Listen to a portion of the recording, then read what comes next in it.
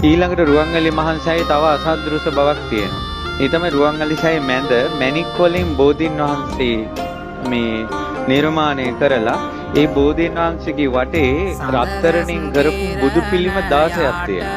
ඒ බුදු පිළිම කෙලින්ම ඉස්සරහා සෑයේ මෙහෙම මැදින් කෙලින්ම පේසාවල් වලින් ඉස්සරහා අපි ඇවිදින මළුවේ සිරිපතුලක් කියලා තියෙනවා. ඒතකොට සෑයේ වටේට සිරිපතුල් 16ක්.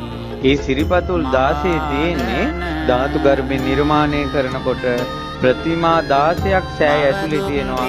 ඒ ප්‍රතිමාව කෙලින්ම තමයි මළුවේ සිරිපතුලක් කියලා තියෙන්නේ. ඒ සිරිපතුලට වැන්දම ප්‍රතිමාවට වඳින විදියට. මේ රුවන්වැලි සෑ මළුවේ ඇතුලේ මැණික් ගල් 4ක් තියෙනවා. මේ ලෝකේ කිසි කෙනෙකුට මිල කරන්න බෑ මේ මැණික් ගල් 4. මේ සෑය ඇතුලට ෆෑසර් 4ක් දැම්මා වගේ එළියයි ඒ මැණික් ගල් 4 මුල්ලේ තියලා තියෙනවා. ඒක ගණන් හදන්න දුටුගැමුණු රජුගේ කාලෙවත් ඒ ගල් 4ට ගණන් හදන්න බෑ කියනවා.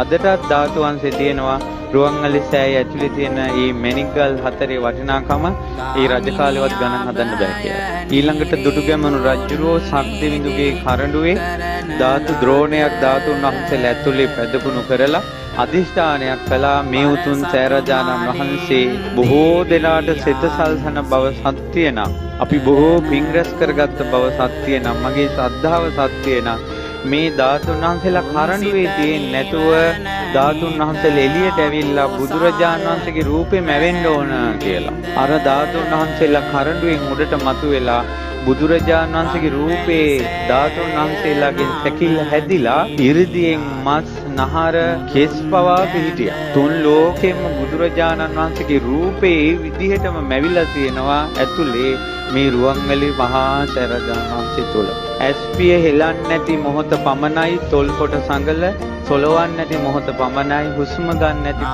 පමණයි එපමණකින් බුදුරජාණන් වහන්සේ පිරිනුවම් පාලා අර රූපේ මේ විදිහටම රුවන්වැලි මහා සෑය ඇතුලේ තිබෙනවා.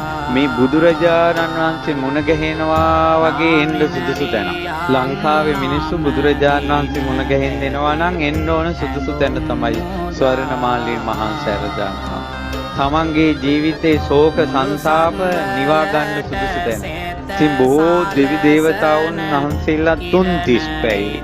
මා මේ බණ කියන මොහොතේ පවා දෙවියන්ගේ දෙව්ලොව කෙනෙක් හෝ බඹලොව කෙනෙක් හෝ නාලොව කෙනෙක් හෝ මනුලොව කෙනෙක් හෝ අනිවාර්යෙන් සෑය වදිනවා. මේ රුවන්වැලි මහා සෑය හිසු නොවන මොහොතක් නැහැ. අපි රෑ 10ට ගේට්ටුව වැහුවට ඒ ගේට්ටුව මිනිසුන්ට වැහුණට දෙවියන්ට බඹුන්ට නාගයන්ට යකුන් රකුසන් ආදී කිසි කෙනෙකුට ඒක වැහෙන්නේ නැහැ.